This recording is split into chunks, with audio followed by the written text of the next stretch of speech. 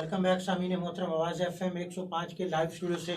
मैं हूं आसिफ इकबाल और आप सुन रहे हैं प्रोग्राम काम की बात। इसमें होती हैं इल्म दानाई की बातें और शिरकत करते हैं शहर के दानिश्वर हजरात, प्रोफेसर, लॉयर्स एंड डॉक्टर्स।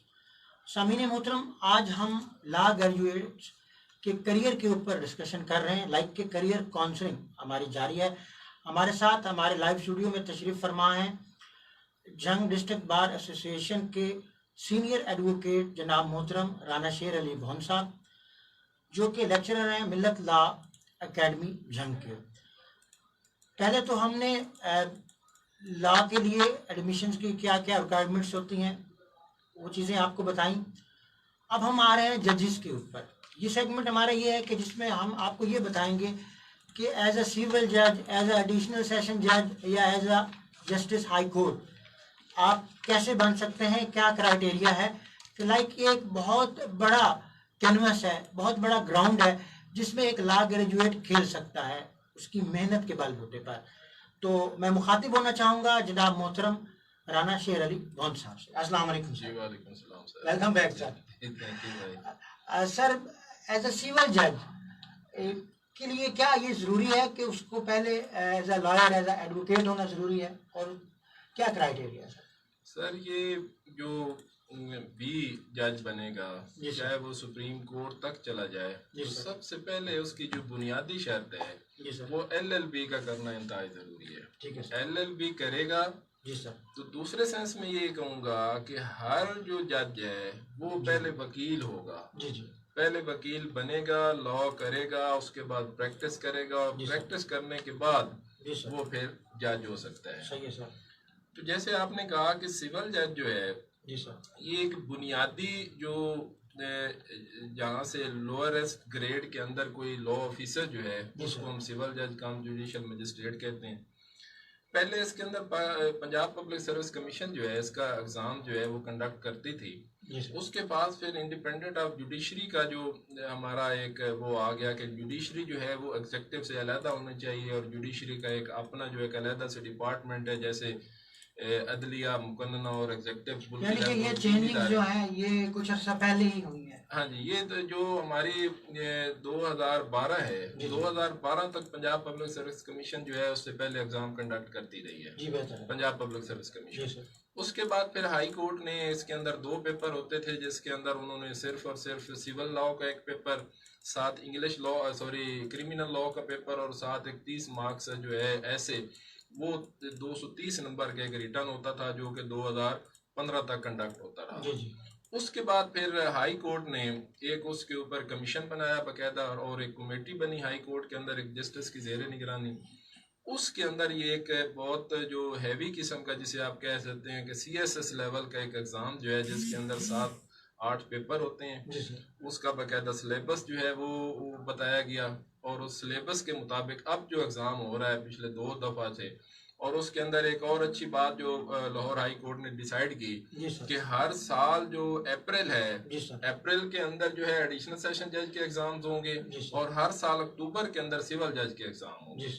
तो और सिलेबस जो है वो सारा जो है वो बना दिया गया, और उसके मुताबिक जो है वो एग्जाम जो है वो कंडक्ट होता है। CSS का जो एग्जाम होता है उसमें तो आउट ऑफ कोर्स भी बहुत से सवाल आ जाते हैं, बल्कि ज्यादातर IQ लेवल चेक करते हैं, टोटल जनरल नॉलेज भी उसमें चेक किया जाता है। तो क्या ये जो आप बता रहे हैं सिलेबस, ये सिर्फ एग्जाम सिलेबस के अंदर से ही होता है जो बुक्स बताई जाती हैं, या आउट ऑफ सिलेबस भी? सर, ये जो हमारा जो सिविल जज का एग्जाम है, ये बेसिक स्केल है 17 की ये जॉब होती है, जिसकी क्वालिफिकेशन जो है 22 साल से 35 साल की एज होनी चाहिए कैंडिडेट की, और उसके बाद उसको 2 साल प्रैक्टिस जो है एज ए एडवोकेट किसी भी बार के पास इनरोल्ड होना चाहिए। कि मतलब हमारी जंग है तो जंग बार का मेंबर होना चाहिए। यानी कि 2 साल का वकील होने के बाद वो सिविल जज के लिए अप्लाई कर सकता है। 2 साल की उसकी प्रैक्टिस लाइसेंस से शुरू नहीं होगी।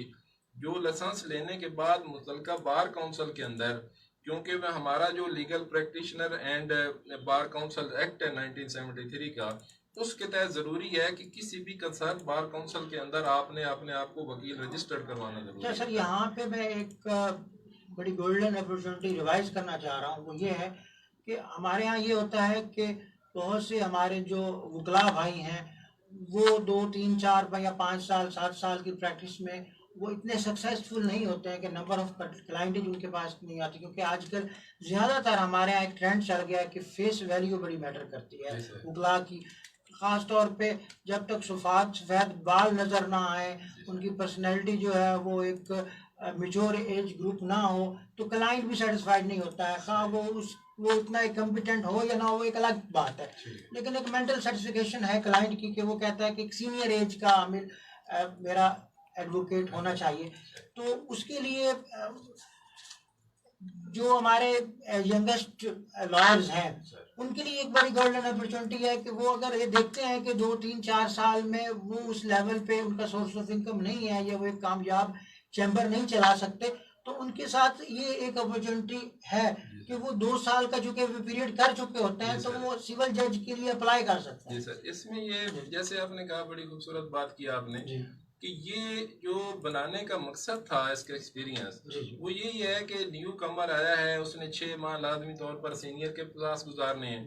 2 साल के अंदर अगर वो किताबों से मोहब्बत करे और सर लॉ को पढ़ता रहे तो 2 साल के एक्सपीरियंस के बाद वो जो अटॉर्नी है और प्रोसिक्यूटर है और उसके साथ सिविल जज है, ये तमाम 2 साल 3 साल के एक्सपीरियंस के बाद आप ये एग्जाम जो है उसके अंदर क्वालिफाई कर देते हैं। प्रोसिक्यूटर भी वो अप्लाई कर सकता है, जिसको हम सरकारी वकील कहते हैं। जी सर जी, उसके बाद सिविल जज के लिए भी अप्लाई कर सकता है। तो उसके बाद बड़ी अपॉर्चुनिटी है। और ये जो अब सिलेबस है, जैसे आपने कहा कि हम शुरू में, मैं नौजवानों को तो यही मशवरा देता हूँ कि आप आएं और फौरन किताबें जो हैं जैसे ही लॉ पास करें, आपके पास टाइम होता है क्योंकि आपके पास नंबर ऑफ केसेस इतने नहीं होते, आप कचहरी को 2-3 घंटे टाइम दें, अपने सीनियर के पास आप प्रोसीजर को जरूर देखें, लेकिन ज्यादा टाइम आप किताबों को दें। उन्हीं LLB का जो कोर्स है उसको आप अच्छी तरह से प्रिपेयर करें और 2 साल के बाद आप बेहतरीन कैंडिडेट हो सकते हैं सिविल जज के लिए अप्लाई करने के लिए। सर एक चीज और जहाँ तक मैंने ऑब्जर्व किया है कि बेसिकली जो ये लॉयर्स हैं ये भी एक तरह से साइंसदान टाइप की फील्ड है कि इसमें भी आपको हर वक्त सर्चिंग में रहना पड़ता है, आपको स्टडी करनी पड़ती है, आप नए से नए कवानीन जो है वो आपको तलाश करने पड़ते हैं, रूल्स तलाश करने पड़ते हैं, वो लॉ आपको वो जो जजमेंट्स हैं वो देखना पड़ती हैं ताकि आप अपने जो वक्ल है उसको हक दिलवाने के लिए, इंसाफ दिलवाने के लिए आप वो चीज़ें, जब तक आपकी स्टडी नहीं होगी, आपकी क्रिएटिविटी नहीं होगी, आप नई से नई चीज़ें जब तक तैयार नहीं करेंगे तो आप मुकदमा नहीं जीत सकते हैं, केस जीत नहीं सकते। तो देन पढ़ना तो उनको 24 आवर्स पढ़ता ही है, तो साथ साथ अगर वो जजेस की एग्जाम की तैयारी भी करते रहें और स्टडी उनकी रहे तो लामाला तौर पर वो आगे एज अ सिविल जज या एडिशनल सेशन जज का भी आगे एक्सपीरियंस का कुछ साथ होता है। जी सर, इसमें जैसे मैंने कहा कि सिविल जज के लिए 2 साल का एक्सपीरियंस चाहिए होता है, जिसके अंदर 7 पेपर कंडक्ट हो रहे हैं मौजूदा सिलेबस के मुताबिक। 4 जो पेपर हैं वो लॉ के मुतल्लिक हैं। जी सर। हमारा जो क्रिमिनल, सिविल और जनरल लॉ है उसके सब्जेक्ट्स उसके अंदर हैं 100 नंबर के, और उसके साथ जो दूसरा है वो इंग्लिश का 150 का है, उर्दू का 150 का है और जनरल नॉलेज का 100 का है। तो ये 800 नंबर का जो एग्जाम है सिविल जज का, ये इन रिटर्न आपने 40% ईच पेपर में से मार्क्स लेने होते हैं और 50% एग्रीगेट होता है किसी कैंडिडेट ने अगर इंटरव्यू के लिए क्वालिफाई करना है। तो इंटरव्यू और वाइवा वाइज के 300 नंबर अलहदा है, तो टोटल ये 1100 मार्क्स सिविल जज का एग्जाम है। अगर आप ये पास करते हैं तो आप सिविल जज इंडक्ट हो जाते हैं। उसके बाद इसका जो दूसरा है, इसके बाद एक एडिशनल सेशन जज का एग्जाम होता है जो कि BS स्केल जो उसका 20 होता है, 20वें स्केल की वो जॉब है और उसका 10 ईयर एक्सपीरियंस एक तरह से वो एडिशनल सेशन जज का जो फैसला होता है वो बेसिकली सेशन कोर्ट का फैसला होता है। उसको आप हाई कोर्ट में ही चैलेंज कर सकते हैं, अदरवाइज एडिशनल सेशन जज को डिस्ट्रिक्ट कोर्ट में चैलेंज नहीं किया जा सकता। तो वो एक तरह से कायम मकाम सेशन जज ही होता है। सेशन जज इक्वल सिर्फ और सिर्फ एडिशनल सेशन जज और सेशन जज डिफरेंस ये है कि एडिशनल सेशन जज जो होता है और सेशन जज वो जुडिशियल वर्क के हिसाब से सारे इक्वल हैं। सिर्फ और सिर्फ जो एडमिनिस्ट्रेटिव नेचर का वर्क है वो किसी एक बंदे को जो सीनियर होता है उसको जिम्मेदारी दी जाती है कि आप इस सारा जो जुडिशियल वर्क है उसको कंट्रोल करें, वो सेशन जज होता है सिर्फ इंतजामी वर्क के लिए। बाकी जुडिशियल वर्किंग चाहे वो एडिशनल सेशन जज समात कर रहा हो चाहे सेशन जज समात कर रहा हो, वो एक ही लेवल केसेस की समाप्त का जो लेवल है वो एडिशनल सेशन जज का और सेशन जज का एक ही होता है। एक ही होता है। उसका नेक्स्ट स्टेप जो है वो हाई कोर्ट है, खा वो पंजाब हाई कोर्ट हो, खा सिंध हो, जी सर। खा अब बलूचिस्तान सर जा। यहाँ तक जो मैंने अर्ज किया कि सिविल जज और एडिशनल सेशन जज का एग्जाम होता है कंपटीशन का, जैसे हाई कोर्ट ने अथॉरिटी बनाई है उसके अंडर। अब जो हाई कोर्ट के जजेस का और सुप्रीम कोर्ट के जजेस का तरीका कार है जी सर। वो कॉन्स्टिट्यूशनल पोस्ट हैं। जी जी। कॉन्स्टिट्यूशन का जो बकायदा 1973 का जो वहाँ पे पार्ट 2 है जी। जुडिकेचर के मुतालिक, जिसे हम अमूमन कॉन्स्टिट्यूशन लॉ भी कहते हैं। कॉन्स्टिट्यूशनल लॉ के तहत, कॉन्स्टिट्यूशनल लॉ जैसे कॉन्स्टिट्यूशन ऑफ पाकिस्तान है, जी जी।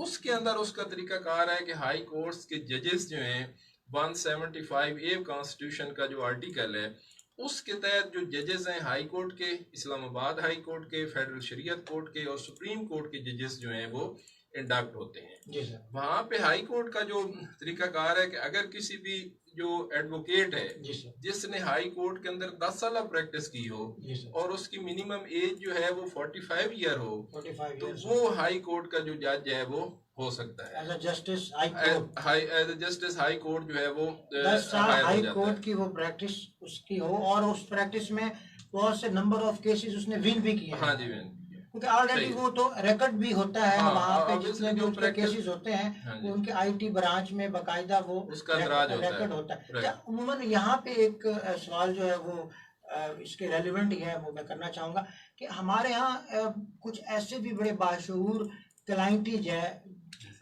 पब्लिकली बहुत से लोग ऐसे भी होते हैं जिन्होंने अगर किसी एडवोकेट से रुजू करना हो अपने केस के लिए तो वो उस रिकॉर्ड में बाकायदा चेक कर लेते हैं कि यहाँ पे रैंकिंग के एतबार से कौन से एडवोकेट टॉप पर है, टॉप 100 कौन से हैं, टॉप 10 कौन से हैं, तो वो रैंकिंग भी उसमें बाकायदा आईटी ब्रांच में आपके पास पड़ी होती है। नहीं नहीं सर, ऐसा सच कोई ये एक जनरल परसेप्शन है। जी सर। वहाँ पे जो कोर्ट ऑफ लॉ है, जी जो जुडिशियल ऑफिसर है उसको करना भी नहीं चाहिए कि जी वो सर। फलां चैम्बर से है या वो है। जी जी। अगर कानून और इंसाफ और आइन की फराहमी जो है बुनियादी सतह पर लोगों को आपने करनी है जी सर। तो ये परसेप्शन बिल्कुल मैं मानने को तैयार नहीं हूँ जी सर। कि जज ने फैसला करना है, एक वकील ने अच्छा केस तैयार किया है, लॉ के हिसाब से फैक्ट्स जो हैं कैसे नरेट किए हैं और उसको अच्छा तैयार करके किया है, जी सर। तो उस हिसाब से मेरे ख्याल में उसको मेरिट के ऊपर जो है वो डिसाइड किया जाता है।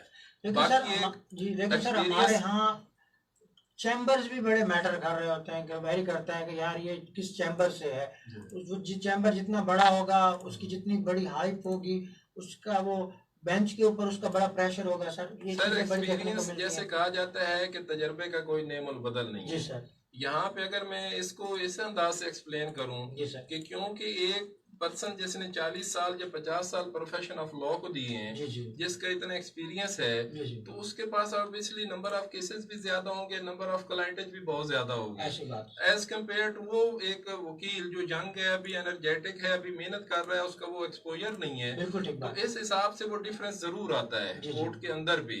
तो एक एक्सपीरियंस मैन जो है उसको कोर्ट ज्यादा वेटेज देगी और एज कम्पेयर टू, जी बिल्कुल। लेकिन एट दी एंड फिर उसी बात पे आऊंगा कि जो इंसाफ है वो जज जो है उसने मेरिट देखकर ही फैसला करना होता है। हम लोअर कोर्ट के अंदर यहाँ पे आए रोज ट्रायल में देखते हैं कि बाद दफा मोस्ट एक्सपीरियंस जो लॉयर्स हैं, हमारे सीनियर्स जो हैं, वो भी एक जूनियर से बाद दफा मुकदमा हार जाते हैं। तो सर एक चीज और बड़ी देखने को मिलती है कि डिस्ट्रिक्ट कोर्ट की जो प्रैक्टिस है और हाई कोर्ट की प्रैक्टिस में बड़ा डिफरेंस है। जी सर। जो चीजें जो टर्मिनोलॉजी डिस्ट्रिक्ट कोर्ट में चलती है वो वहाँ पे हाई कोर्ट में एक्सेप्ट ही नहीं की जाती है। सर सही है। ये क्या सिलसिला? सर एक तो इसमें दो तीन चीजें जो हैं वो बड़ी जरूरी हैं प्रोसीजर के लिहाज से भी, और हमारे जो डिस्ट्रिक्ट है इसके अंदर जिसके लिए हम पिछले 22-23 साल से एक वकला जो है स्ट्रगल कर रहे हैं बेंच के हवाले से, आपके इल्म में होगा कि हम कहते हैं कि फैसलाबाद जो हाई कोर्ट का बेंच है वो हमें दिया जाए। जी सर। इसके अंदर एक तो ये होगा कि अब ये जो नौजवान लोग हैं जो जहाँ पे लोग प्रैक्टिस कर रहे हैं उनको हाई कोर्ट में पेश होने का मौका ही नहीं मिलता कि वहाँ पे प्रोसीजर क्या है और कौन सी वहाँ पे किस तरह से आपने अपीलेट लेवल के ऊपर किस तरह आपने कोर्ट के सामने अपने आप को प्रेजेंट करना होता है। जी सही बात। तो इस वजह से एक ये मसला जरूर है कि जो एक कोर्ट का डेकोरम होता है, एक सिविल कोर्ट के अंदर और हाई कोर्ट का डेकोरम का और उसका लॉ का जो लेवल है वहाँ पे जस्टिस का और एक मजिस्ट्रेट का, वो बड़ा जमीन आसमान का फर्क जरूर होता है। और वो कॉन्फिडेंस जो आपको हाई कोर्ट के ऊपर मिलता है वो आपको मजिस्ट्रेट की कोर्ट में नहीं मिलता है। तो ये एक जो कम्युनिकेशन का वो है, इसीलिए हम कहते हैं कि अगर यहाँ पे डिवीजनल लेवल के ऊपर हाई कोर्ट का अगर बेंच दिया जाए तो यहाँ पे आम सादा जजेस की 2 साल की प्रैक्टिस हो जाएगी, वो हाई कोर्ट का लाइसेंस भी ले लेगा और हाई कोर्ट के अंदर उसकी जब अपेयरेंस होगी तो उसको आगे बढ़ने का मौका भी ज्यादा मिलेगा और वो उसके अंदर एनर्जी भी और पैशन भी ज्यादा सर आएगा। इसलिए ये कहते हैं कि डिस्ट्रिक्ट कोर्ट में जो केस की बिगनिंग होती है, जी। अगर वो बिगनिंग ही उस फॉर्मेट की ना हो जिस तरह वो हाई कोर्ट में प्रोसीड होता है, तो देन वो केस डिस्ट्रिक्ट अगर सुप्रीम कोर्ट तक भी अप्लाई नहीं हो सकता है, वो वही हाई कोर्ट ही उसको रिजेक्ट कर देती जी है। सर। तो इन चीज़ों को भी तो खैर ख्याल रखना चाहिए ना। सर आपकी बात ठीक है कि जो बेसिकली हमारी जो डिस्ट्रिक्ट कोर्ट है that is the trial court, जी सर। और ट्रायल जो है वो इम्पोर्टेंट है किसी भी केस के अंदर। जी सर। हाई कोर्ट के अंदर जाके अपीलेट फोरम है, वहाँ पे ट्रायल तो कंडक्ट नहीं होता जी। और गवाहों के ऊपर ही केस जो है नॉर्मली जो एविडेंस है उसके ऊपर रिलाय होता है और वहाँ पे डेफिशिएंसीज जो है ट्रायल के अंदर जी सर। उन्हीं की बेस के ऊपर मुल्जमान जो है वो एक्विट हो जाते हैं हाई कोर्ट और सुप्रीम कोर्ट के। तो ये ज़रूरी है कि आप ट्रायल के अंदर नौजवान वकला को चाहिए कि वो मेहनत करें और वकला जो नए आ रहे हैं दोस्त, उनके अंदर ये एनर्जी होनी चाहिए कि हमने सीनियर्स की जगह को रिप्लेस करना है। तो उनकी कमी जो है हमने नहीं होने देनी, हमने पढ़ाई करनी है, मेहनत करनी है, अच्छा लॉ पेश करना है ट्रायल कोर्ट के अंदर और गवाहों की अच्छी तरह से तैयारी करवानी है और क्रॉस एग्जामिनेशन अच्छी तरह से करना है कि हमारे एंड के ऊपर किसी की जो क्लाइंट है उसका केस जो है वो किसी तौर पर भी वीक ना हो, ताकि आगे हाई कोर्ट में भी जो हमने कन्विक्शन करवाई है तो वो अपहेल्ड रहे, या उसके अंदर अगर हमने वहां से बरी करवाया या ट्रायल कोर्ट से तो वहां से उसको दोबारा से सजा ना हो। सर लेकिन एक चीज़ इसके साथ साथ ये भी है कि आप सीनियर एडवोकेट भी हैं, लेक्चरर भी हैं, टीचर हैं, लॉ पढ़ाते हैं, तो सर क्या ऐसा नहीं हो सकता है कि हमारे जो ट्रायल कोर्ट हैं उनका स्टैंडर्ड भी सेम हाई कोर्ट के साथ इक्वल हो, ताकि जीरो से लेकर टॉप तक उसी स्टैंडर्ड्स के ऊपर ही चीज़ें जो है वो स्ट्रीमलाइन के ऊपर चलती रहें, तो बेहतर नहीं है?